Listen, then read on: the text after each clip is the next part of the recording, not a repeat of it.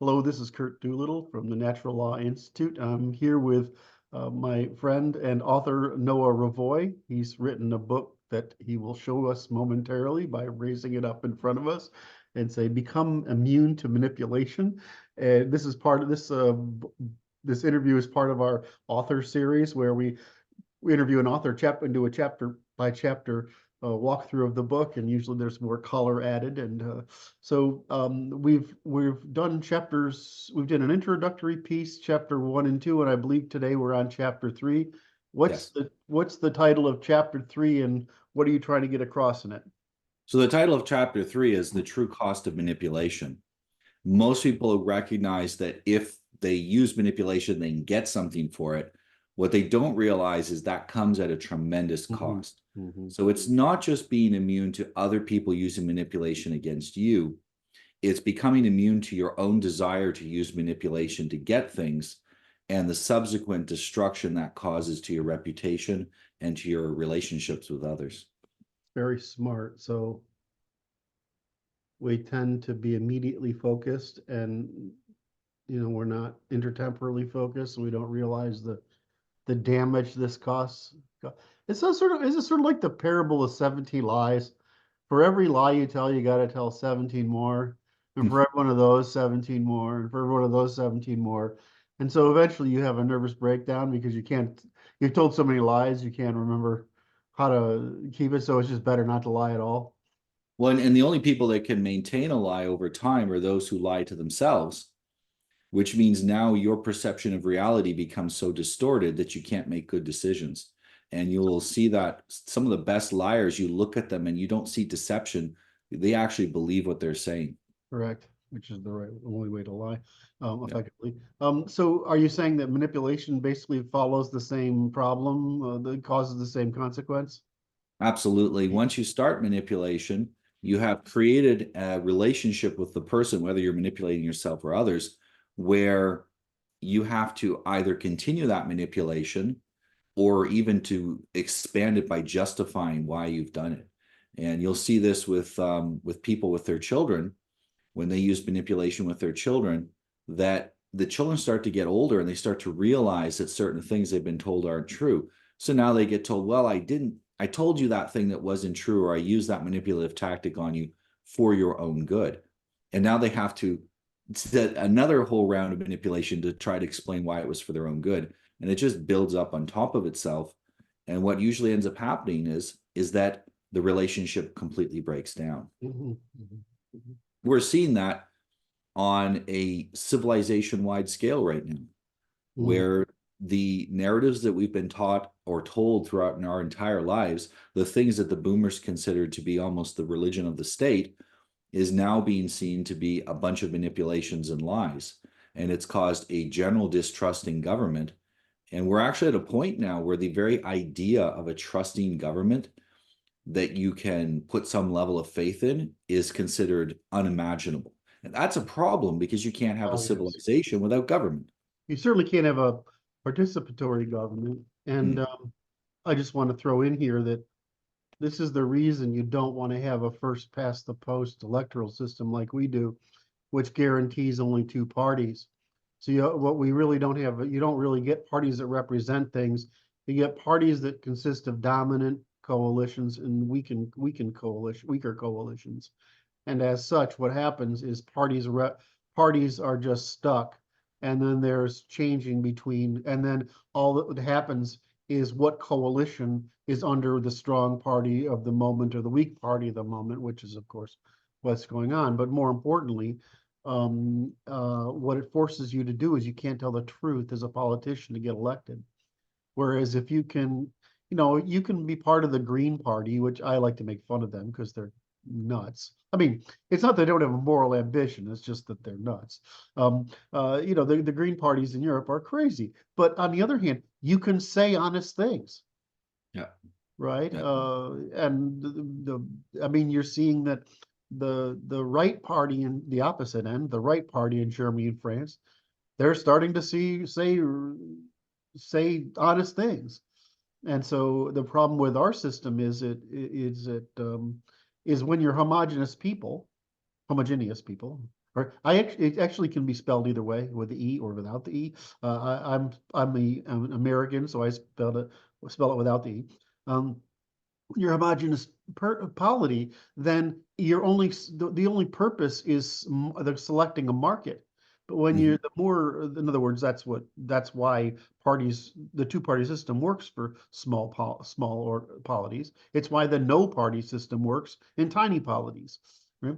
And is that you're in this business. I'm sorry, you just gave me this great opportunity to riff on this, and I'm gonna. Go I ahead. Go ahead. I told Noah beforehand I'll try. The problem is he says interesting things, and so I get distracted by the really interesting thing. So I'll try And to while cut. you're listening to this, think how this also applies within the family, which is essentially a two-party system. It's right. It's a two-party system. So when you get in this position, you eventually get to this point where America is large enough and diverse enough. Not, I don't mean diversity being a genetic or cultural thing. I meant more that we have enough varied interests that you have to build coalitions instead of which by making not truthful statements or as least controversial statements as possible, instead of when you have a lot of parties, whereas each party makes its statement and they have to build a coalition together, which restores the market that the purpose of having represented government represents. So anyway, Well, we that's see even within the parties, their ability to maintain cohesion right now, say in the Democrat Party, you've got two groups in the Democrat Party, one right now, one that wants to kill all the Jews and one that wants to send them all our money. And they're fighting with each other. They're supposed to be in the same party on the same side over an issue that wasn't even an issue 15 years ago within their party. And now it's massive because in order to bring in a bigger coalition, they made promises to people which are contradictory to each other. And they used manipulation to keep anyone from asking questions about it. And that entire system is breaking down. They're no so what, longer able to maintain silence. And therefore, and that really is one of the big keys to undoing manipulation is people got to start talking to each other about the truth so they can see it because it forms a pattern. It's mhm, very hard to notice manipulation the first time it happens. It's when it's a pattern that we really become aware of it. right. So what I was thinking as you're talking is that what happens to a high trust society when you have a two first past the post system resulting in a dominant and minority party system, and they have to worry about forming coalitions in order to stay elected, is aren't you and you have to use manipulation. So when you're using manipulation, what happens to the high trust society?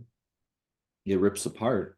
And if there are two ends at which we can pluck in order to destroy high trust. One is the bottom end is the relationship within the family, and the other is at the top end is the relationship between the rulers and the people. And they're plucking at both ends, gradually unraveling it until the middle. And once you get to the middle, when there's no trust, there's no basis for cooperation. And then we So see a breakdown in cooperation. so in your book, you this chapter is the true cost of manipulation. Um, I found this with a lot of people in our space, a lot of authors or thinkers in our space, is that we tend to use reductio examples because they're empathizable, sympathizable to the reader, right? But we just went to say from it affects you. It's this two-party system in your family, and it's a two-party system in the country, and this breaks down trust. And it doesn't. Manipulation breaks down trust at every scale, right? Oh, yes. So the true cost. Absolutely every scale. So if you priced out the cost of your psychology for having to lie, you priced out your psychology for what happened to the manipulation of yourself. In other words, by doing it yourself, what the true cost to your relationships was, what the true cost to your marriage or your serious relationships is, what the true cost was to your workplace, and the true cost was to your society. What is the true cost of manipulation? It's the complete and total destruction of society. And then it gets worse. So You so can actually so what's die from self-manipulation. sure. There are many, many people right now that have manipulated themselves into believing that the way they're living is healthy when 10, 15 years ago, we would very publicly and very easily say to that person, no, that you're making terrible decisions. Mhm. Now we're not allowed to do that. We've been manipulated into silence. or in many cases, you're expected to voice your agreement with things that you know are unhealthy. And this is going to kill people. And we're going to continue to see that with obesity and other poor lifestyle decisions over the next 20 years. Okay, so let's let's complete the circle here then. So what's the difference between manipulation and lying? Well, Because they manipulation is, both have the same yeah. consequence, right? So But lying is about misrepresenting facts or information. And manipulation is a play on emotions and social needs. So I Mhm, call it social emotional warfare. It's a right. way of playing on your emotions, your desire to be part of a group, your social desires, your desire to be loved and to be protected and to be part of an in group. And it leverages that to get you to agree to things that you know aren't true. Okay, so So now what's lies are involved in it very often. mhm. But even without lying, it is possible to manipulate. So it's dishonest without it being a direct factual misrepresentation. So then what's the difference between negotiation, manipulation, and lying? Right? I mean, so what you're really describing is we want to get to negotiation, right? I mean, is that the right answer? Yes. If you can convince people to stop using manipulation or to be immune to it, there are the two options. I don't believe we can stop everyone from using manipulation, but we can make most people immune to it so it's ineffective. Once we do that, the only way that people can get what they want is through negotiation, or what I call persuasion. And Mm-hmm, that happens when we find what is the value that I can trade you in exchange for cooperation. mm-hmm, mm-hmm. Once we get to that point, we restore trust. One of the best ways to build trust is that mutual exchange of value. If But you think there's about it, every trusting relationship comes through a mutual exchange of value. right. I trust that I'm going to give you something and you're going to give me back, and we're going to continue that exchange. And that builds up that level of trust. So you sort of have you have negotiation and persuasion on one end and manipulation and lying on the other side. And what we want Yes. to do is keep everybody over here. And so what the difference is just honesty in the sense of manipulation and truth in the sense of lying. Is that the correct way to break it up, maybe? Yeah, I think what it is it's about two things: how we view the other person. Do we view them as a human being that we need to operate according to natural law with them and cooperate? Or are they an object that can be moved? I Mm-hmm. don't negotiate with a rock that's in my way on the road. I just go along and use whatever lever I can and lever it off the road. Mm-hmm. If I viewed people that were in my way of accomplishing my goals as if they were just a rock, then I would feel justified in using harsh and manipulative tactics against them. Mm-hmm. Whereas if I see them as other people, then I don't default to that manipulation. I will default to the I'm going to treat you like a person and persuade you.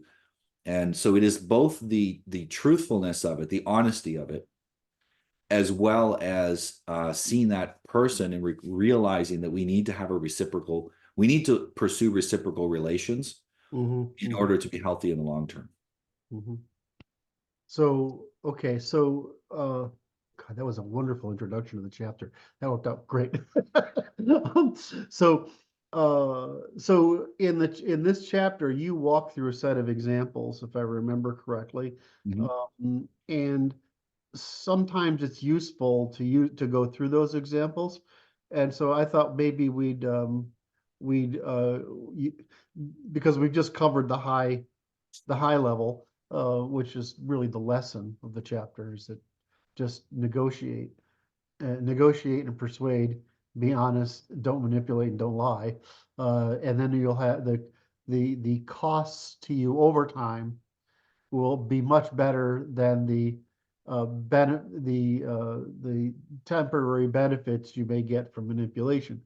The one thing I wanted to add though is, and I know this is the source of a lot of these problems, is that by definition, a mother must manipulate children until they're able to be persuaded.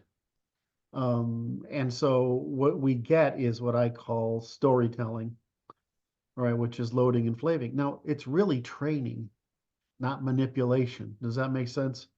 Right? Yeah, It's really it is training when mothers okay. do It is okay to use social and emotional needs it. Hmm.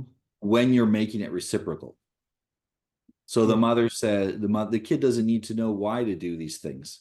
They just need to know mother asked me, I love mom, I do what makes mom happy. right. And for a child, that's enough when they're young because they're not capable of understanding. Anything else? Even if you tell them a story, you need to brush your teeth. Why? Because there's little bugs in your teeth and they'll eat them. And then you got to brush them off a couple of times a day so they don't eat your teeth. Is that true? Well, sort of, not really. At the There's a level lot of more resolution going a on. child can understand it, yes. Yeah, there's a lot more. The reason is that young people and some adults can only understand things they can physically see, Hmm. and they're incapable of extrapolating concepts and ideas beyond that. Hmm. And if you don't believe that, that just means you're in a circle of highly intelligent people. But you get out there and mix with normal people, and you'll realize a lot of people are like that. And so those people can only be persuaded through storytelling. And you can't tell them the whole truth because it'll just confuse them. Hmm. You tell them enough that allows them to be cooperative. And you're basically facilitating their cooperation. Right. All right, so that was another good ad. I remember, you think about the bugs in your teeth. I remember third grade, we were in third grade, we were using a microscope for the first time doing inspecting water from the water fountain on slides, and I wouldn't use a water fountain for like 2 years. Yeah. I just couldn't, the idea was terrific to me. Um, so, so anyway, in chapter 3, the true cost of manipulation, you start out with a series of examples. And the first one is David hired me to help him be more authentic. So why don't you tell us that's a little bit about that story? Let's see how far back does that go? Oh yeah. Okay. Okay, okay. I read the chapter before Okay. we had the interview. Well, I wrote it, so I read it at some point. Okay. So yeah, If David was wanting is to it a be more useful authentic. example? Is it a useful example for the interview? Yeah, he wanted to be more authentic. And what that means is he wanted to be able to speak truthfully in his job without it destroying his career. Right. And always, even 50 years ago, that was still an issue because not everyone likes to hear the truth. It might have been an issue on different truths, but he wanted to be able to speak truthfully. How do I speak truthfully? How do I advocate for my own interests at work?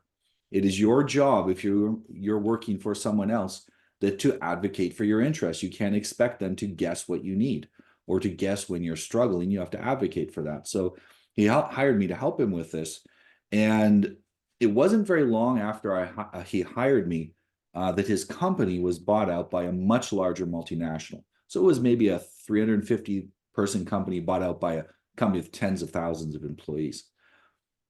What that means is that their small, agile, fast, effective company got swallowed by a giant.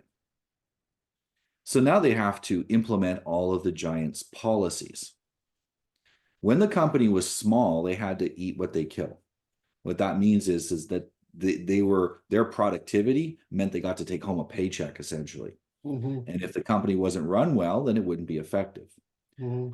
The company owners, as they were selling the company, what they said is, if we're this profitable with 350 people, we will be twice as profitable with 700. That would be true, perhaps, if you could find another 350 like the first ones they had. Hmm. So it started off with an impossible to deliver promise, Yep. which is a way of manipulating. You make a promise that cannot possibly be delivered. Yep. And in order to fill those extra seats, and in order to make the company more attractive to a multinational that has rules about diversity, hiring, and whatnot, they decided to hire people based on things that were not connected to job skills. Hmm. Hmm. And so they went around and as they did this, they started to bring these people into the company, and they would tell the teams, you have this team that's been working together for 5 years. It's highly efficient. We're going to add this person to your team so you can get them up to speed. And as they added these people to the team, the productivity of each team dropped, and their best people started to leave, from management all the way down to programmers and analysts and people at the bottom. And what had happened is that if you voiced concerns about the people you were working with, about the hiring methods, about the changes in HR, about the diversity training you were getting, you wouldn't necessarily be fired, but you would be marginalized and pushed to the back, and your needs wouldn't be considered. And because they couldn't really afford to fire anyone if they're trying to double the size of the company overnight. And so they continued to make this push, all the while shaming anyone who complained about it, including in management. It got so bad that some of the people in management decided to go off and form their own company, because they recognized that the opportunities that were being exploited by the company weren't going to be able, the company wasn't going to be able to take on those tasks anymore once it had been fully ruined.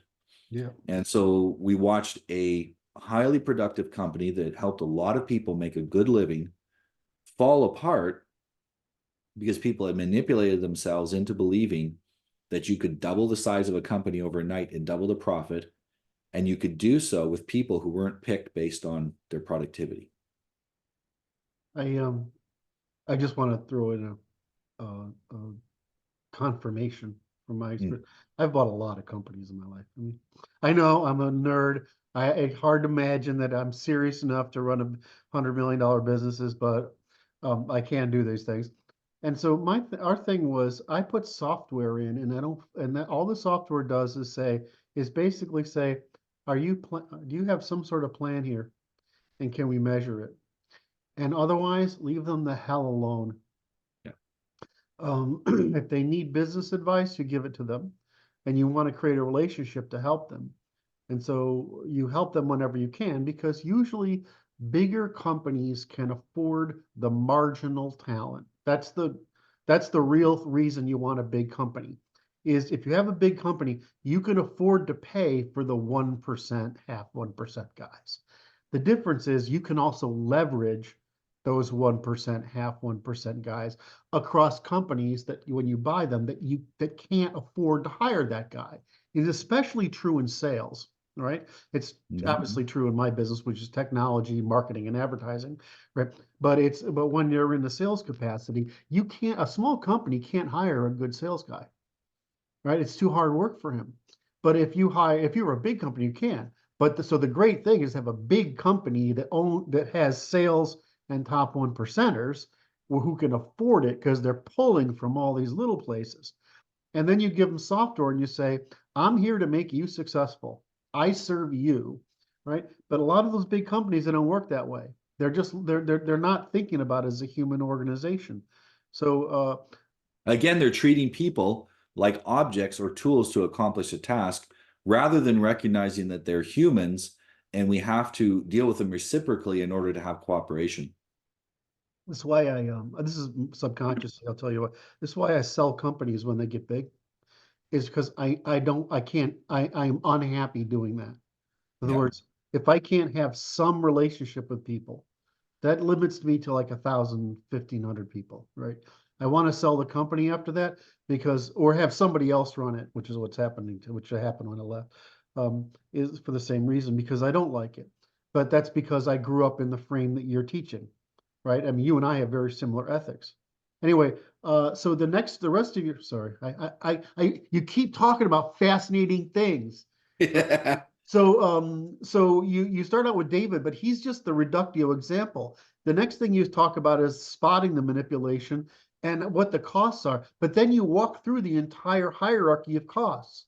So can you tell us a little bit about what the manipulation is in this case? Because it's not as clear. Like if you gave an example of me trying to get away with something with you, that would be easy. But you're talking about something that's a little more abstract and subtle. So how do we spot the manipulation in this case? So there's two ways to make money in business. One is to provide customer value. Yes. The other is to provide the illusion of customer value. And you do that by making sure people don't communicate what's really happening until it's too late. You've already sold the company. And that requires manipulation. So the manipulation shuts down the timely communication of risk signals from people at the bottom upwards. And what they've done when in this company is that anyone who would alert their supervisors that there is a lot of risk in adding people who don't fit into the company culture, who are problems within the teams, and that these people are taking away the productivity of entire teams, that individual would be labeled as, perhaps they'd say you're bigoted or you're a racist or you're a sexist. And so these accusations were designed to shut down people. And, most people working in IT are, they're not the kind of people that are going to fight a lot about this. They can go somewhere else. The best ones can go somewhere else really fast. If you're in the top 10% employees in most tech companies, you get job offers randomly all the time. So as soon as your Any company, really. I mean, it doesn't. Yeah. I mean, when I was 20, 24, 25, and I was kicking it with senior managers that were in their 40s and 50s, competing easily. I was 24, 25, and I would get an offer every week, right, for more money. So sure, yeah, it happens easily. And so what happens, why do people tend to stay in the job they're in? Because usually it's because the working environment is enjoyable for them. They like the people they work with. There's nobody, and what that means is, for a man especially, no one's annoying them. If I'm working with a bunch of guys and they say nothing, that's okay. Or they don't, because they're not annoying me. Or they're friendly. There is the male-female divide really annoying versus offending? Is it something like, I think it's annoying versus offending, right? I mean, women are offended and men are annoyed. Well, this is why there's with groups of women, there's an obligation to communicate, because non-communication is offending. And whereas with men, non-communication is at least not annoying, and that's perfectly fine. If there's a reason to talk to me, he'll talk to me. Otherwise, I assume everything is okay. And so what happens is all of a sudden they're happy at work. They're staying there, maybe below what they could get somewhere else because of inertia. And then they make it sufficiently uncomfortable that people leave, and they jump off the ship, like fleeing the ship like it's sinking. Well, that means they have to hire even more of these same people to fill not just the spots they wanted to fill, but now the spots that are missing, that have been vacated by the older employees. And so they would go through, even management, when they would bring up problems, they would be told, you're not a team player. You're not on board with what we're doing. You're not a team player. If you warn about something, aside from the criticisms, you'd be told that you didn't know what you're doing. Get back in your lane. You're just a programmer. And so what happened is everyone shut up. And the internal signals in which a company runs were shut off. Kind of like your nervous system suddenly died and you couldn't feel anything anymore. If you can't feel pain, you're going to injure yourself a lot, because you don't know if what you're doing is damaging your body or not. And that happens to management companies, where they shut down that communication through manipulative culture. They're not getting the signals they need anymore to know if the moves they're making are destroying the company. And the cost at the end of it was that almost the entire upper management team abandoned the company. Yeah. And when I last spoke to David, about half the employees had either left or were in the process of leaving. Well, so I'll tell you, there is a philosophy out there. In other words, a strategy. Is that if what you do is marginally indifferent, right? And they buy you, what they're really doing is buying your customers.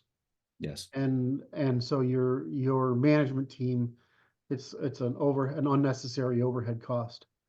But if what you do is marginally different, which would be the only reason I would buy a company, is if it's something. Otherwise, I'd just hire people. Uh, And sometimes it's to get a few of their top talent as well. sure, But get you your can top hire talent, away get your top top talent easier customers. than, yeah. I mean, I can't tell you how many times I've been in a room, been talking to a company, and I'm like, and they think they've got all these secrets and special, and there's something special. And I have like a half dozen stupid questions I ask, and I get up on the whiteboard and I say, here's what your P&L and your balance sheet look like, and how did you do that from what I just said? Because it's deterministic, right? You don't have a choice. Yeah. So this is what we would do for you, right? And how we would make you successful. It's really not Well, that. and the bigger the company, the harder that is to do. I was, along with a bunch of other people, I wasn't the only one, was asked to come to a half-day consulting program somehow we got Microsoft, Oracle, and Apple in the same room to pay No, for the same set of questions to be asked to people and a yeah. representative for each. And Oh it's a no, small that country. happens. Yes, yes, Yeah, yes, it's a small country, and so everybody knows each other, and so very diplomatic responses. yes. The three people from the American companies were all English speaking, and so most of the communication was in English, and no one was telling them completely the truth. And they were asking, how can we get your level of entrepreneurial spirit, but hire you to work like that in our companies? And people would give, kind of borderline reasons why, well, we could make more money on our own. And he's like, we could pay you more. So they had answers to those questions. And finally, I put up my hand and they asked me, and I said, it's because no entrepreneur wants to work for a company your size. Yeah, that's And exactly it. there's no solution to this problem. We will not work there because of the corporate environments that we don't want to work in. Now, I didn't phrase it as eloquently as I do in the book, but as soon as I said that, I could see everyone in the room, their shoulders went down there. Oh, okay, somebody said it. I don't Somebody have to. said the truth out loud, right? Yeah. And you'll see a whole room of very intelligent people just dropping their shoulders like that and relaxing. Yeah. And that was close to the end of the discussion because it was an intractable problem. It doesn't have to be. There's no reason why a large company can't employ a culture that is hostile to manipulation No, and it's not at that all. favors the truth. It's one of the, you know, I happen to know a lot about Microsoft, right? Because my biggest customer. But when I sold a company back in the 90s, I had a very aggressive non-compete for a while. So at the time, some Microsoft called me up and said, "Hey, we got a problem. You come fix this for us." And so I went over to look at this. I went over and took me about 3 weeks to say it's hopeless. I can't do this. It's hopeless because personally I can't work in this environment. Personally, I find it immoral to work in this environment. And the truth is, the project was a year and a half behind, and I got it up to speed in 8 weeks. Right? But what was happening? I was making everyone hate me. Yeah. Right? Because they didn't want it to take 8 weeks instead of a year and a half, when they were a year and a half behind. Same thing happened. The one interaction I've had with Gates that is fascinating is that they gave me I think $80,000 to solve a problem, and they gave a division of the organization $800,000 to solve the problem, and I solved the problem in like 90 days, and they had been at it for years. Yeah. And so you sort of, and he was like, I gave this guy 80 grand, right? Which which wasn't that long ago. I mean, it was more than 20 years ago, but I mean, and I gave you 800 grand.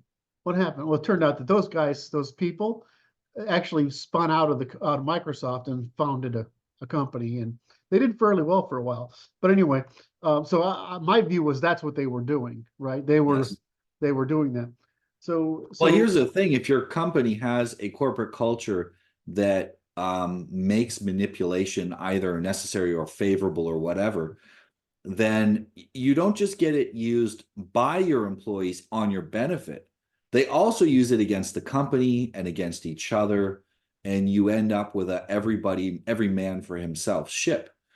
And you can't have a profitable, um, you can't in the long run sustain every man for himself. And I know talking to it can be short-term profitable. Well, you don't It can want be to. I mean, profitable if you nobody, are, only but some of us want to do that anyway. yes, Most people want to not to be 24 hours a day thinking about adversarial competition in the marketplace to gain opportunities and money, resources, and status. I mean, I love this shit. I'm a fucking addict. Excuse me, I just yeah, swore on your interview. I'm sorry. that's okay. I'm an addict, but I mean, I'm also respectful of ordinary people who want to live family-centric lives. Yeah. So, Well, and for a lot of people, especially if they're in anything in technology, it's the technology that they love, and you gotta shield them from all of the other interpersonal things so that they can do the thing that they really love and that they can focus on it. And that's one of the jobs of management. And management in corporate America, it's a little, maybe a little better in Europe, but not much, does not protect their employees from manipulative attacks. no, they And if engage in it too. hmm? They engage in it too. Yes. Well, there was a period in time, if you read books from say the 1800s, and there was a lot of physical violence in workplaces. Hmm. Not just people hitting each other, but like employees who messed up getting whipped and stuff like this. I'm not talking slaves, employees. Hmm. And this was considered normal. Well, we ended violence. Well, we didn't end it, but we greatly reduced violence in the workplace. It's illegal. It's everywhere unconscionable. And, if it happens, there's usually serious consequences. So what happened? We switched over to verbal violence. So now we use manipulation instead. And maybe it's a little better, but it's another form of aggression. It continues to be used as a form of aggression against people. And so we're not getting cooperation. And when you use aggression against people, they will look for every opportunity to not cooperate Also retaliate. and to retaliate. Yeah. And so you create that environment within your organization. I've seen this happen within families. I have seen this happen within churches, within nonprofits, and in corporations as well. Hmm. Wherever you have a manipulative culture, you get a culture where everyone is against everyone, and the mission of the organization doesn't get fulfilled because of that. So I thought this when I started out this chapter, and you used David. David is the guy's name? So Yes, is yes. I expected you to talk about how there was an interpersonal relationship of manipulation, but you were actually talking about it as the company was manipulating its employees, right? Yeah. And so you where so so who's doing, okay, I'm trying to figure out how to, so you are starting from the social level instead of the individual level, right? Because why is that? Did you feel it was unnecessary at the individual level? I think in the individual level, we're so used to it, and many people are willing to bear costs they should not bear. I've begun to understand. I can't believe I'm slow. My light switch just went on. Well, because you're disagreeable, there are things you will not tolerate that other people will. Yes, And yes. we look at that and we say, how could you tolerate this thing for so long? I wouldn't have, but we're very different than those people. So That's this why it's our job to help them be less tolerant of mistreatment. So this is why you have this other business that is consulting companies on becoming immune to manipulation. So, okay, and so that's why your frame, I expect you to build up from the individual to this, but you actually started the other way, which is how do we do this at the economic and political scale instead of at the individual scale. That was very smart. Why didn't I get that early? That earlier. It's So it's how we get the most leverage. yes, If you yes, can convince leaders of something, then yes. it's their job to convince the people that they work with. And if you try to go from the bottom up, it can take multiple generations to change a culture. So you were saying, so basically, it's one thing if it's my cost, but one of by taking the path you have, you've showed it as real costs, right? That's in other words, you're trying to expose in this chapter, the costs of manipulation, right? What's the name of the chapter? If Yeah. if you have Hold on, let me finish my arc. right, So you're trying to expose the costs, which wouldn't really come across if I started with just two individuals manipulating. You have to show, wow, not only are there costs, but there are indirect costs and they're at scale. And then I can personalize that down to myself rather than try to do the harder job of projecting the cost to myself to an organization, which most people are terrible at. You're smarter than you look, really. I mean, it's somewhat intuitive. It's also the way I was trained as a kid was to see. I was trained from a young age to be involved in management of people, and so you have to think from the group down. right, That's how you're trained to think. right. And one of the things too, if you are a manager in a business, you have especially if it's a publicly traded company, you have a fiduciary responsibility to pick the most profitable option. And no, the issue is, You have a well, responsibility not to pick an unprofitable option. yes, I think the profitable option is actually part of the manipulation yes, immorality scheme. But okay. yeah. Well, and I will agree. I agree with that. And the question is profitable on what time scale? Mhm. So the Oh, longer the sorry. time scale, the more likely you are to be making moral decisions. Hmm. Hmm. And the shorter the time scale, the harder because you're not getting enough feedback to know if your decision is moral based purely on feedback. Smart, You smart. make that decision in other ways. But the big part of the problem is the entire economic system is set up on this quarterly basis. You have quarterly reports, you have year-end profit, and so the time scale is very short.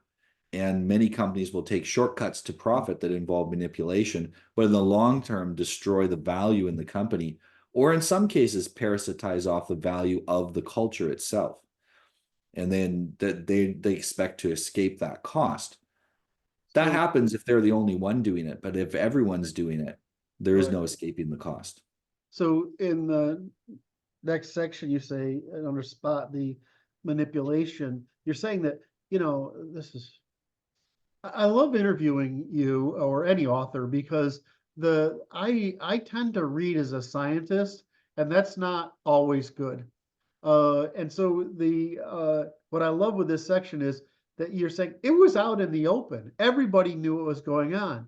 So it's Yeah. one thing to be manipulated and not understand what's happening to you, but it's another to that not only are you being manipulated, but you're being prevented from countering the manipulation. I mean, that's part of the deception, right? And you're very, very clearly being told that yes, you can see the emperor's naked, but you better go along with this or else. Yes. Yes. And this is we're at a point where people are so used to manipulation that they would rather pretend in their own mind that the thing is true than have to have any consequence of having a confrontation. We have an extremely confrontation avoidant society. People will not take healthy confrontations when they can get them. And so it builds up and builds up. And what do most people do? They just leave. Well, it's the abandonment of truth before face. I Yep. really I actually like and hate the example you gave of beating people because I would say violence is true, right? There's no lie involved in violence, right? But in manipulation, it's all lies, right? I mean, and I'm like, well, is it really an advancement? If we're just building a world of mistrust and lies, well, I mean, you're decreasing retaliation, right? A cycle, so maybe, but that's about all. So Oh, on the other hand, perhaps retaliation cycle in this case might be what's called for. Often retaliation is a matter of attempting to establish reciprocity. Now, what I teach people is how to establish reciprocity without using retaliation. There are other ways to restore reciprocity, and there are definitely a way to that you can stop being the victim of that manipulation. And as I mentioned, sometimes the only thing you can do is leave, yeah, but sometimes you can leave in such a way that you make a mark on what's on what happened. You know, there are people who were fired for, not in this particular company, I don't know of any. There are people who have been fired for voicing their legitimate safety concerns, for example, about a product that's being built, or the concerns about how some chemicals are being dumped from the company, these type of things. And in the past, those people could be fired and all kinds of things could happen to them, but we now have these whistleblower laws. Mhm. Those laws can be expanded, and I would love to see some tests in the court of this to protect people who complain about manipulative workplaces. Well, then there wouldn't be any women in the workplace. Sorry, sorry. I'll cut that out. I'm already sold on the I had to idea. say it. You, you don't have to keep persuading me. I'm already sold on the idea. Ouch, ouch. I'm sorry. Hope the audience forgives me. I just couldn't let that one. My subconscious couldn't let that one go. So, geez, this is a thing I've got with a lot of authors is the profundity of their message is not directly stated in the forward of the introduction. Mm-hmm. And it's almost like I wish I could do this with people before they published, so I could take notes and say, make sure the profundity of what you're saying here is stated a little more clearly, because thick people like me may not get it, you know. So any event, I think Well, you're this makes it a process of discovery. As you read through the book, you discover each time you're going along, oh, wow, this is deeper and goes deeper and goes okay. deeper. So you But it want also to offers run it you like a the, mystery novel, so that yeah, the person owns the discovery and whatever. But what if you're just thick? Anyway, so maybe you have to just summarize the profundity at the end. Anyway, so what you asked a great question is, why would anyone do this? Why destroy an expensive acquisition for feels? Why do that? Because you answered well, the question, it's long term. You've already answered it, but I just yeah, want to hear you repeat it. the people have manipulated themselves into believing things which don't conform to reality. And they're going around destroying society because they believe that what they're doing is right In the short term. in the short term. And it's, But again, a lot of it is very short term views. A lot of it is deciding to not see things which are clearly evident. And some of it is absolutely directly, I'm a good person if I do this. you're not, though. No, it's what they believe. They believe they're a good person. Believe you're And there are not. some people who would rather be a good person than a truthful person. Well, they'd Not that the two rather, things are really separate, but they'd rather feel good. right. They'd They'd prefer, rather feel that they're a good person than to go be a truthful person that other people might say is not a good person. well, they'd rather believe they'd rather feel good than produce good. And I Yes. always say this is the real problem, right? If you're not willing, the whole point of truth before face is that you're saying, I'm taking responsibility for the commons despite the risk to me and the discomfort for me. Right. Yes. And so when you say I'm being politically correct, what you're saying is I'm evading responsibility for the commons because I don't want to pay the cost of it. And Yes. this is again the problem of what do you consider the commons, the immediate feeling of others or the long-term consequences of their behavior. And the other thing too is that um, people tend to only see how it affects people that are within their circle. I had a conversation on Twitter with someone yesterday, and they says, "Well, as far as I see from my perspective, the people that I know, this is how they're describing this, and it's a major societal decision that affects a lot of other people." And I said, this is very self-holistic. You're making this a decision what's right and wrong based on your personal experience rather than on what is the needs of the commons and what is happening to a vast majority of other people. You're not taking their needs into consideration.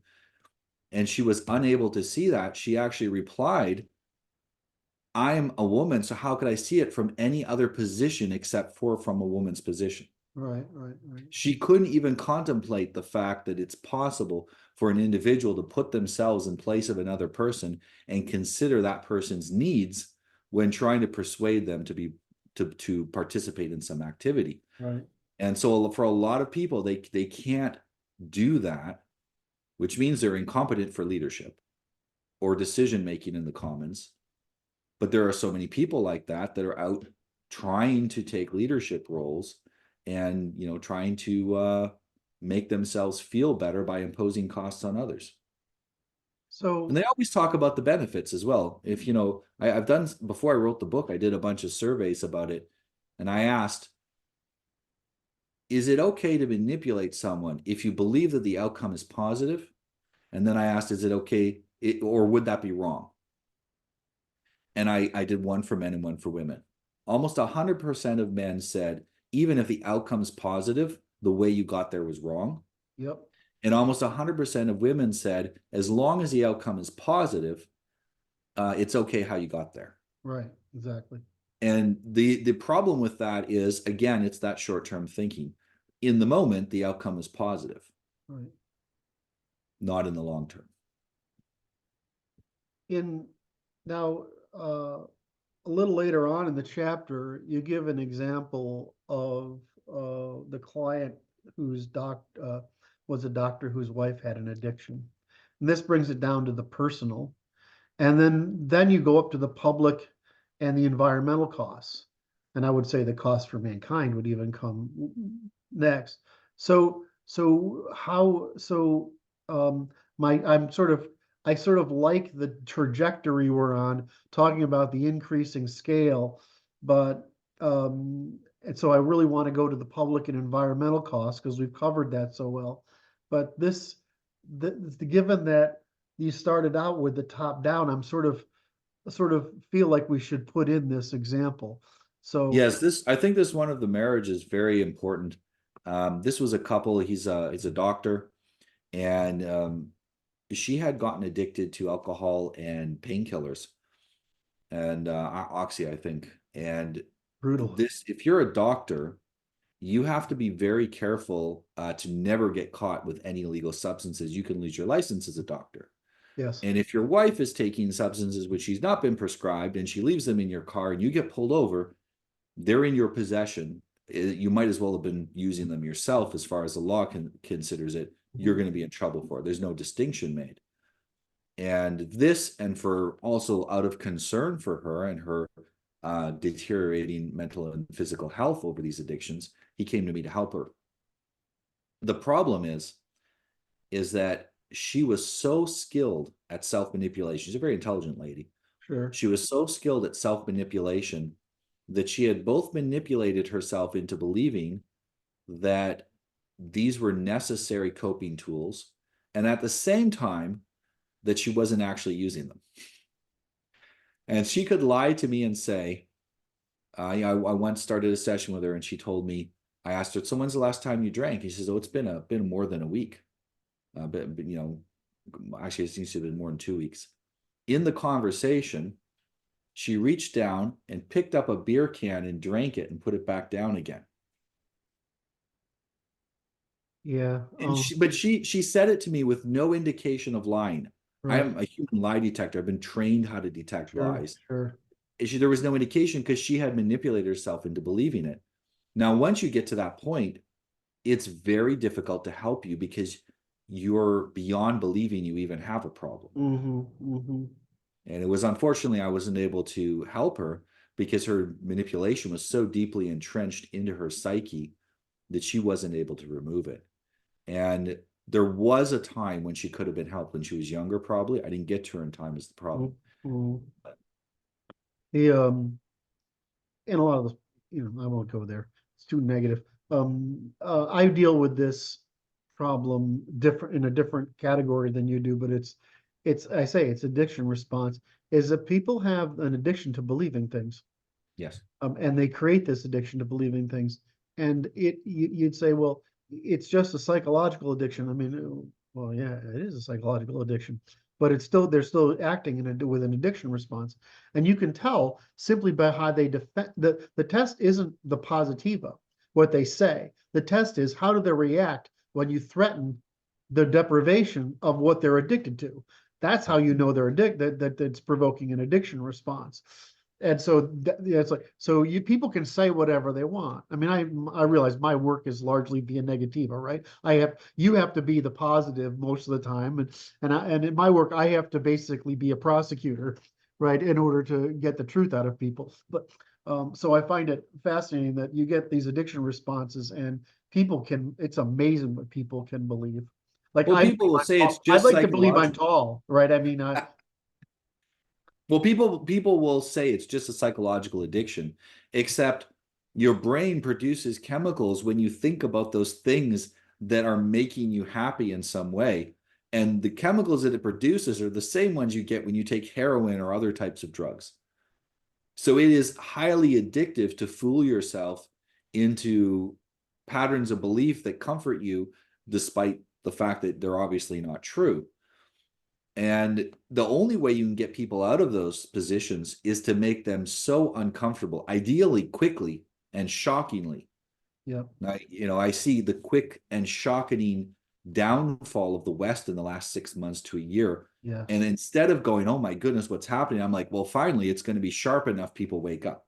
right, right. We need this sharp, quick pain Yes, that tells our brain the decisions you've been making up until now are yes, terrible yes. and you need to reassess them. Doesn't mean you're necessarily going to reject them, but you need to reassess them. And maybe the exact opposite of what you've been doing is the right way. So the And what boiling I the want is frog, have, sorry, go ahead, Kurt. so the boiling the frog does work. The problem Yes. is if the thing is you have to turn up the heat fast enough so the frog jumps out of the water, right? So as you go through the next things you do in this section is you start talking about the consequences to herself. Then you talk about what it's doing to her husband and his career. Then you're talking about how it affects children and how it becomes an intergenerational problem. So again, what you're saying is just because the costs are visible in the political side, in the business world, right? You made that illustration. We sometimes forget that those same costs happen in the family world, right? Yeah, there's a reason why manipulation works so well in adults is because we were raised on it often from childhood. And I call it mother's milk sometimes because it comes right from the beginning Yeah. and often with good intentions, which makes it even harder to resist because Yes. it's being given usually by mothers for good intentions. Now, I give the example of, people will say, do as I do, don't, not as I say. And that kind of parenting along with and it can be either that they use the Bible or some other authority figure as a tool to beat the children over the head with. The Bible says obey your parents, so you must do that without complaining.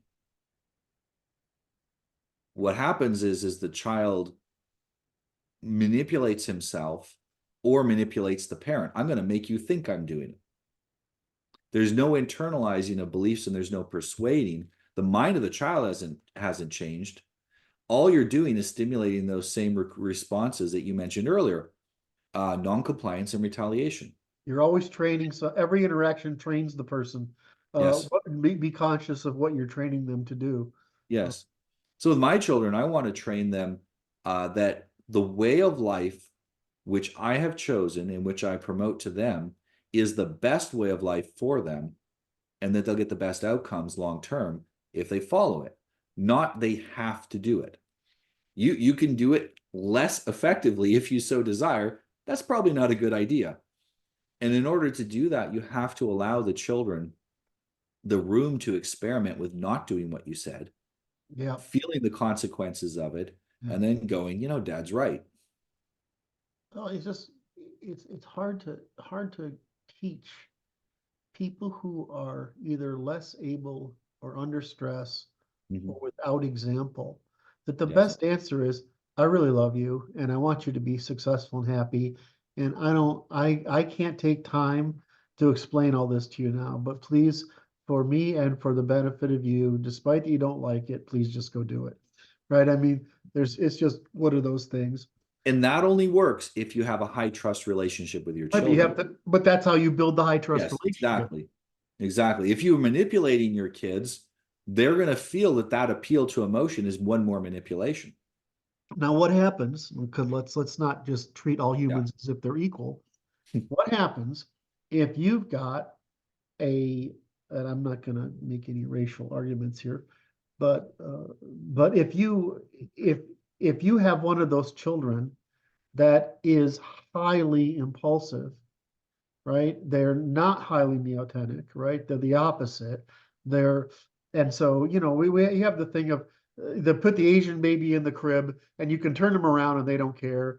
The white baby in the crib and you turn around and they care a little bit. The black baby and you put it in the crib, they care a whole lot, right? They don't want to be, all right. You have that. And so we know it's true, right? I mean, it's a spectrum, and Asians being the extreme outliers. And so what happens if you have, and we know this in school teachers, right? There's group differences, and yes, there's a lot of overlap between some groups, but you have kids whose genetics are saying, I need to mature you fast because this harsh environment is going to kill you. And you have other genomes that say, I need to mature you slowly so that you have the longest term chance of success and cooperation with large numbers of with other people in close quarters, right? I mean, Well, and we tend to look at impulsivity as always a negative. There are environments in which worse random valuable, opportunities appear and you don't got time to think about them. You got to be impulsive. right? You got So to quickly grab them. So I'm a parent, and what do I do when that doesn't work? I mean, in other words, it's I hate to say this, but it's a lot easier to be a parent, at least at the aggregate level. It's a lot easier to be the parent of an Asian child than it is to be a European child, than it is to be a South Eurasian child, than it is to be an African child, right? It's just easier.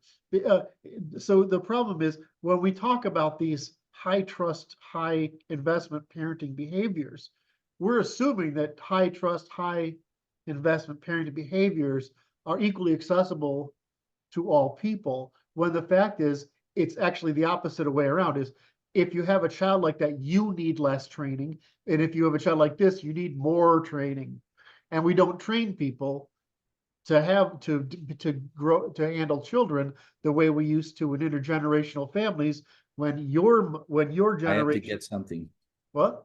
Someone's beeping my door. I have to get Okay, something I'm going to pause downstairs. this. All right. Thank you. And so it wasn't a porch pirate. Noah actually had a delivery. So anyway, Noah, what were we trying to get at? We were trying to get at that. You just said it beautifully. How do we do high investment parenting and use that so we don't have to use manipulation or violence when the groups of people that have the most difficulty using high investment parenting are also the groups where the children require the most investment in order to achieve success. And that comes from not believing one size fits all, Yes, exactly. right? Well, what I have found in working, so most people don't know this. I've done a educational consulting business before I did the coaching business. Mhm, And part of that is I go in and teach classes with mhm. kids. I do it with a teacher sometimes. I do it on my own sometimes. I would critique how teachers taught. And I found that, and we won't necessarily go at it by race, just go at it by the type of children. Um, there are children that absolutely need to spend 80% of the day doing physical activity before they can learn in the other 20%. And there are kids that can sit down for the entire day and study. They have these schools in China where the kids are there all day long for 12 hours a day and they have naps in the middle and everything. And there are other groups where people need to get out and exercise.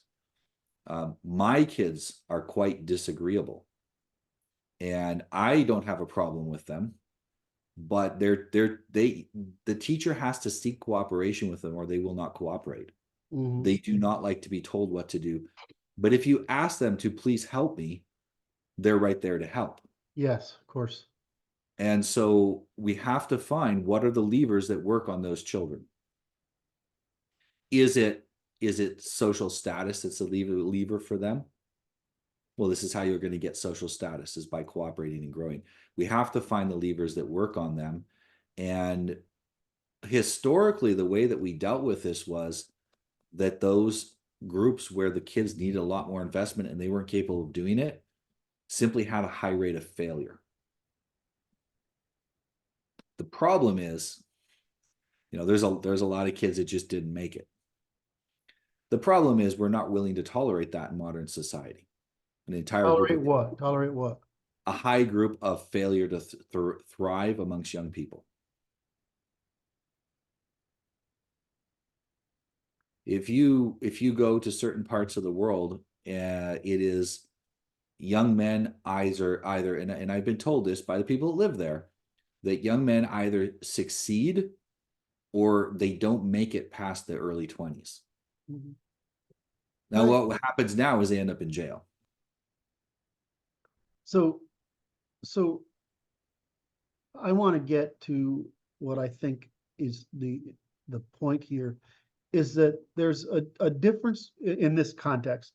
There's a difference between manipulation and training. Mhm. In the absence of training, people must revert to manipulation, Yes. right? And so when I say this is what bothers me about one size fits all education, right? Is that, you put my kid who's a disagreeable dominant like I am, right? And your kid probably the same because Oh you yeah. and I are genetically about as far apart as two hairs on your arm. So you have this issue of as how do we say it? As neoteny decreases, the need for training increases. Yes. But the people who need the most training in order to train their children are the people with the least resources capable of doing it. And so what we do as I view education is we throw lots of money at everything instead of throwing the right kind of money at the right things, right? Whereas, if you put when It's my because we have the system has no idea what the solution is, and they feel if they throw enough money at it, at least no one can say they didn't try. right, and it doesn't work. No, There's a whole it bunch of doesn't work. And we have schools, for example, in India, where private schools. I studied this as a consultant because I worked with some people running these private schools to figure out how to improve them. They charge $1 a day per student. So this is how a relatively poor Indian family can afford to send their kid to a private school. Mhm. And these children are getting a fantastic education, but they are absolutely expected to conform or they are out. Yes. And the school is very harsh on everybody. Mhm. And most of them are gender segregated. Mhm. Which is, oh God, I loved. Once I was in an all boys school, I was like, why do we do anything else? This is awesome. Most of the problems with low impulse control young men can be fixed if we simply gender separate the schools. Yeah, yeah, yeah. Because most of the stupid things that men do is to impress women, and that Well, doesn't matter what get age we're attention. at. Yeah, Men it's and little men and boys women. impressing their mom, or it's teenagers impressing the girls. You know, So ridiculous because I always say that I'm always complaining about how women want attention, and it's like a drug for them. But the same is true as for boys, but we demonstrate it differently, right? The truth is that a lot of male demonstration of attention getting is capital pursuit, right? So yes. it makes sense, but a lot of female is consumption, and so we value it differently. Anyway, so I'm afraid I'm taking us way too far off this because again you're fascinating and the subject is fascinating. So I want to get through the public and environmental consequences now that we've covered these, and I bet we could do a whole segment on this issue of education, Hmm. right? You and I, we should probably do that. We should probably go off and have a segment on the manipulation versus training problem in education and its Yes. costs and consequences. We should probably do a video on that and put that on the internet because that's Oh, probably there are so many interesting things for example, as something as simple as it is almost impossible for a woman to train a young boy Yes. versus or an unmasculine man. If a boy sees he's already more masculine than the man trying to train him, he's not going to listen. Yeah, You it's get just a bunch of boys by themselves so with true. one man, and they fall into a hierarchy. I taught some classes that because of the nature of the class, it was just boys, just because. Yeah, it's this is part of the thing I'm still not able to solve. Right. So I know if like I used to tell my wife, you're talking too much, right? To him. And I would say, sit. Right. That's he didn't need. Why don't you come to the table, have a seat, and we'll do all this stuff. Right. Okay, and I know what a boy hears. He goes, Yeah. right? But if you say sit, it's just like great. And the other thing is, I could say things like, I'm not your mother. You can't get away with that with me, right? And you could. It was just amazing how boys react differently from girls, and you talk to your girls differently, right? You Mhm. say, "Hey, sweetie, come sit down here," right? I mean, oh, this chair's ready for you right here, or something like that. It's so easy. And the same thing with men. I mean, it's so much easier to manage men. Yeah. I mean, you put a group Well, of they're men they're together, you somewhat say boom, and it's done. because men are self-sorting when they get into a room. First thing a bunch of guys get in a room get into a room together who don't know each other Yeah. is they size each other up, and almost everyone can guess the exact hierarchy without talking to each other. Yes. It is very, and if you can't do that, you're going to get very rudely corrected by other men on a regular basis until you figure it out. Well, but then you have the guy who's all of a sudden over the next hour says three smart things, and you're like, okay, well, he Yeah. got actually, so we're okay. Um, and women are very conscious of not letting that formation happen, Yes.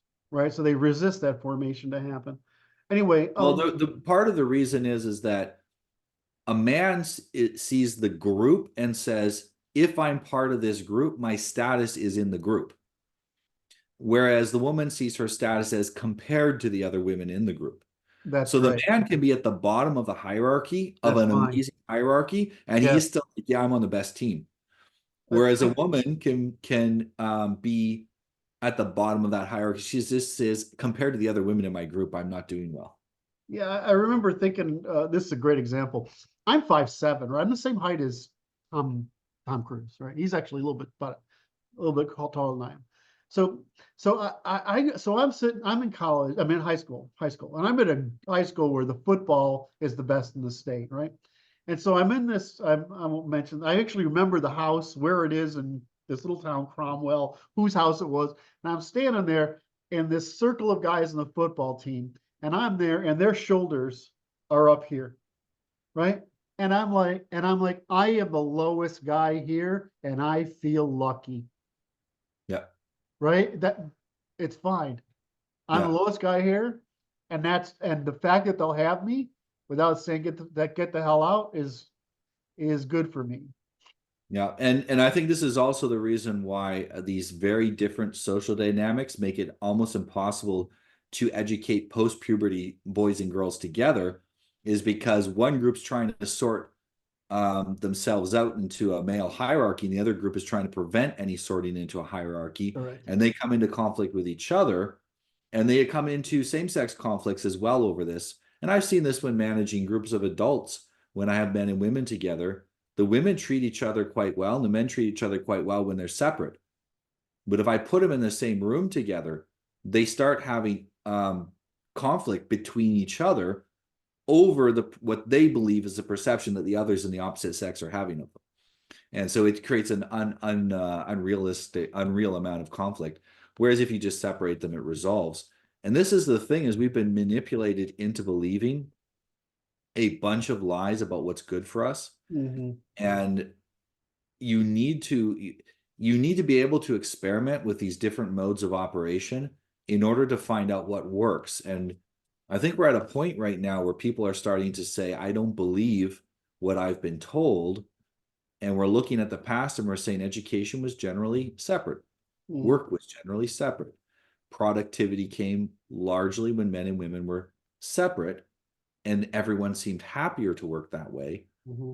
And I think we will return to that, not for the sake that it's economically advantageous, but that it is psychologically I think it advantageous. is economically probably It is, but But that's not why we're going to the do it. problem is women can't form scale organizations. So Yes. this is the problem. Since women can't form scale organizations, for the reasons we've mentioned, men form organizations which women feel the need to introgress upon, and of course, then they dilute the masculine competitive advantage. So I mean, But I I think think this is a matter of training again, yes. training women how to run organizations. Well, also women really, really, really wanted into all the men's spaces until they got in there, and now they're miserable there. Yeah. All And they're right, so just not we're happy. going off track here. Yeah. We're an hour. I think it's good to cover the environmental costs of this as well, Okay. because people don't realize how much how much of the Yes. problems that we face in the environmental issues are due to distractions from real issues. Yes. So, um, well, let's look at something like divorce. How is divorce an environmental issue? Wow. When you have a intact family, you have one house, you tend to have maximum two cars, but a lot of times people are sharing a car. They can't afford otherwise. But it says here the statistics are that 38 million extra housing rooms are needed due to divorced households in the US, 73 billion kilowatt hours of electricity, an extra 627 billion gallons of water. And this is in 2005, so it's going to be a lot worse now. And what this means is that you have two houses, you have almost double the resources necessary to look after everyone. You Yes. have you have greater um, wastage of things like food and other things like that as well, because you just can't coordinate. You Mhm. can't coordinate with each other. And this is, most marriages fall apart due to manipulation.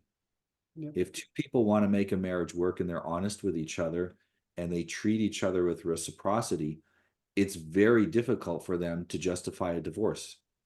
I don't ask people, why should you get divorced? I say, why shouldn't you? And if you don't have a good answer to that, then you're probably going to get divorced eventually. And couples who are treating each other well have a very good answer to that question. So this is one of the areas I mentioned also too, how China is building massive paper mache cities. Essentially, they're not really paper mache, but I have seen Oh, I people mean, go there, you rip hit them them with apart. a sledgehammer and it looks like they're paper mache. It's not, Yeah, certainly not real concrete. no, there's something wrong with it. And they're doing this to manipulate their own perceived GDP. In fact, the very concept of GDP is highly manipulative, because of that, where you can create unproductive works that don't add to the value of the country, but they make the GDP go up. And that looks good for investors. And these ideas that we're using these measurement tools that we're using for our economies, they're manipulative as well. Um, but that's incredibly destructive. They're cutting down wetlands to do it.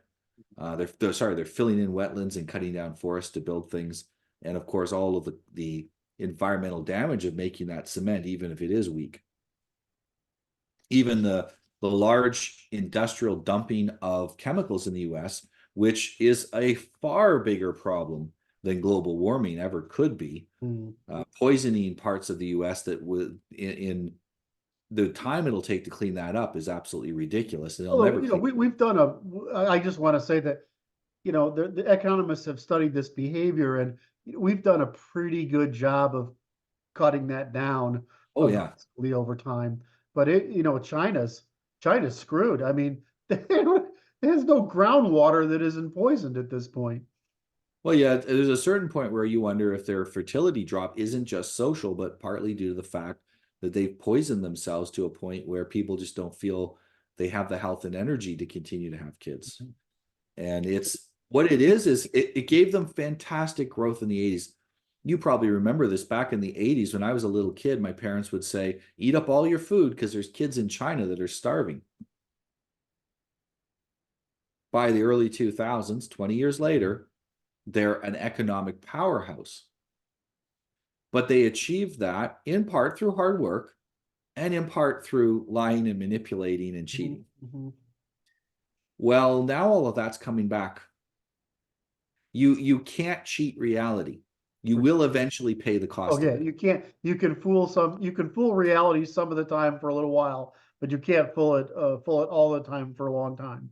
No, and eventually now they're paying the cost of this, and we should look to China as an example of what we shouldn't be doing in that economic aspect, and realize that the cost of these things is the survival of our entire group.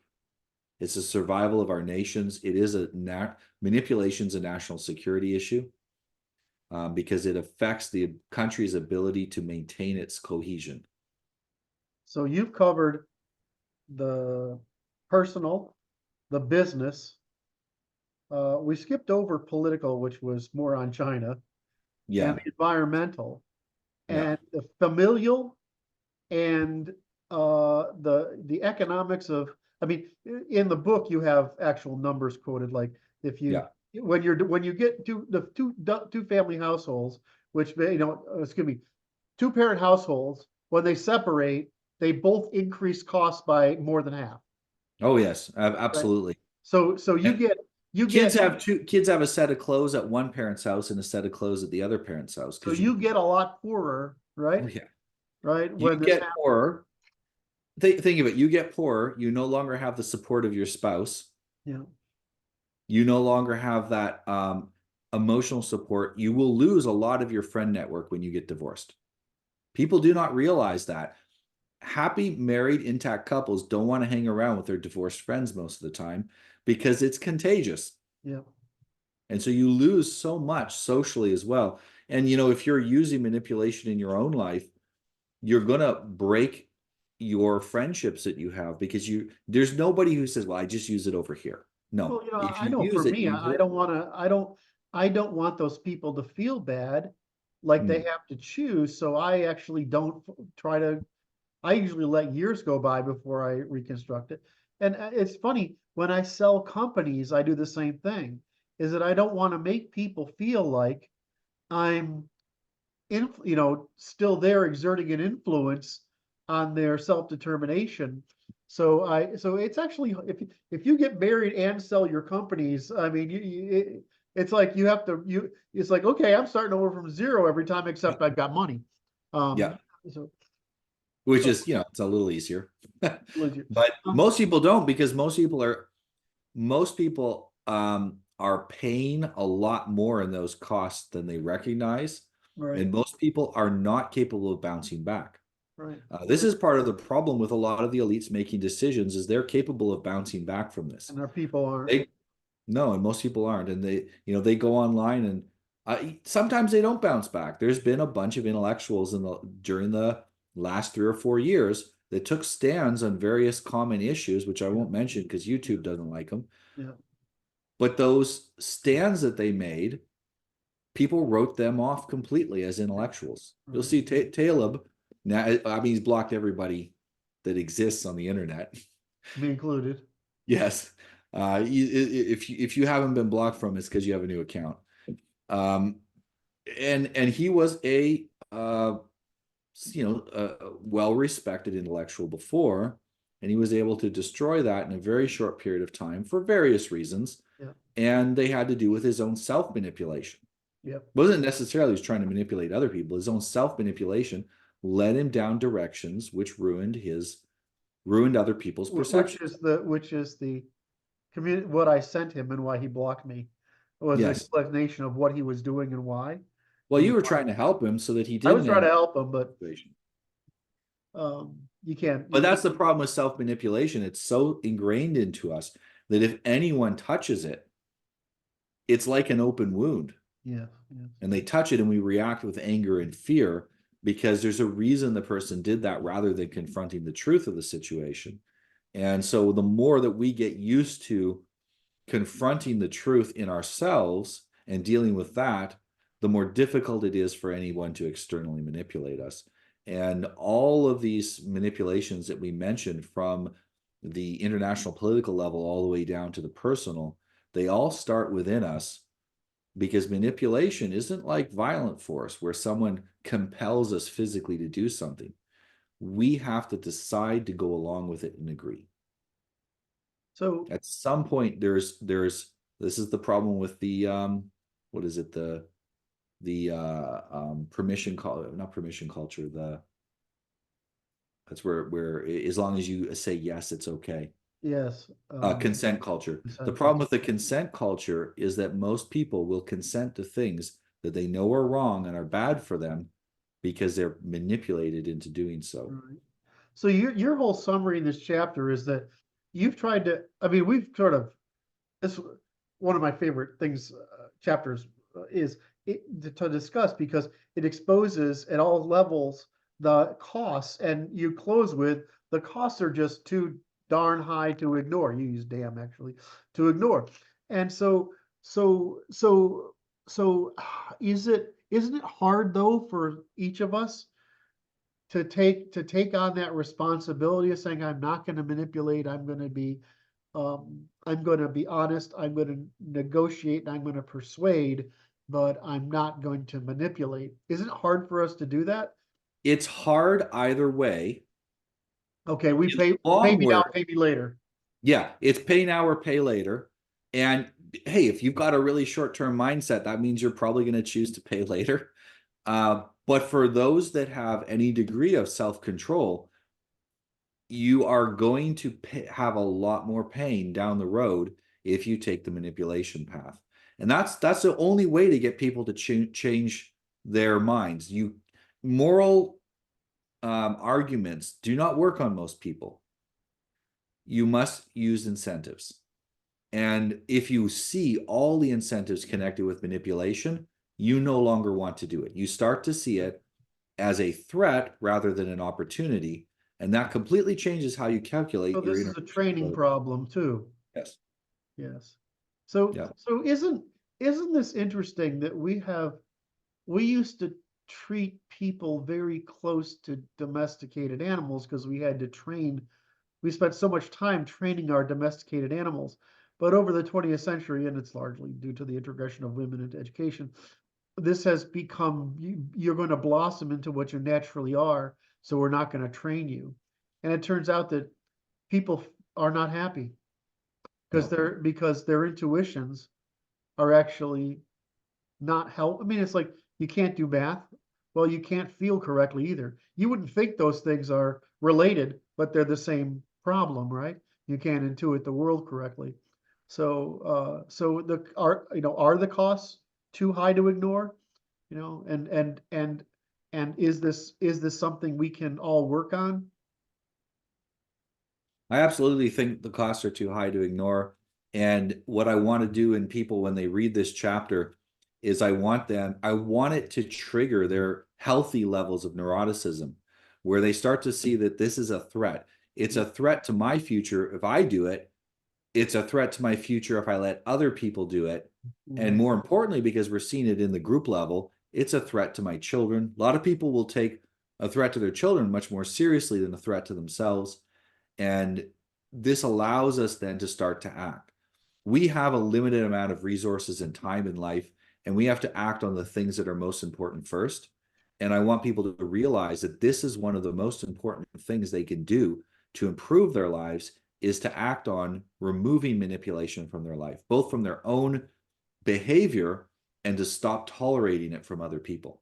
Now, what about the difference between, I'm pretty disagreeable, so I'm not easily manipulated.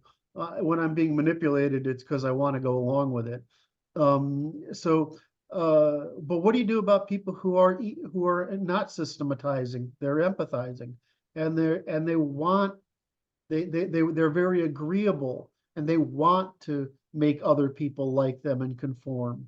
So what do we do about those people? Yeah, well, Can they be made aware of it? Can they learn? for those type of people, the best argument that we can give them is to help them understand what damage it does to their personal relationships with other people when the manipulation is found out. So it's not in the moment of the manipulation, it's later on, some days or weeks later when it's found out. And that if they want long-term stable relationships, this isn't the way to go about it. Right. And this is again incentives. Some people are incentivized to tell the truth because the way their brain is structured, anything less than that causes them physical pain. And there are other people who do it because it's the right thing to do, and there are other people who tell the truth because that's best for my relationships. And we find the lever that works on each person, and we use that to persuade them. All right, so we've burned almost 2 hours on this topic, which has been totally enjoyable. I think in your closing there, you just said that you think you've accomplished what you wanted to with this chapter. Yes. Now, this chapter is telling you how scary it is. The next chapter, which we'll cover in our next interview, is how to defend against it. So if the audience has enjoyed this conversation so far, because it was pretty wide ranging, so a lot of fun. Hopefully you'll join us for the next one. All right, Noah, what's the book again? Can you show us? This is the book. It's available on Amazon. And if you just do a Google search either for my name or Become Immune to Manipulation, you'll see all of the places it's available. And so is there anything you want to say to closing, to communicate to closing? Yes, I think if you, with the things that we talked about today, resonate with you and you want to apply them more in your organization, definitely get the book, read through it, and reach out to me, because the value at this moment in fighting against manipulation in your organizations has never been greater.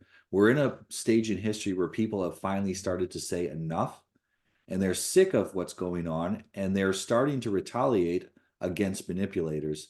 So you want to make sure you're leading the way in clearing that out of your organizations for your own sake. All right. So thank you, Noah. I really enjoyed this. I'm Thank you, sorry Kurt. I've been rushing for the past 10 minutes because I realize the audience has a clock. And although I'm always surprised, people will listen to the whole thing. I mean, there's a certain group of people who want all the detail. But anyway, I love your book. I love talking to you. You can get the book reviewed, where, as Noah said, and it'll be down in the links as well underneath the video. I'm Kurt Doolittle for the Natural Law Institute. This is my partner in crime and author and very professional thinker, Noah Revoy, and hope to see you in our next conversation. Thank you.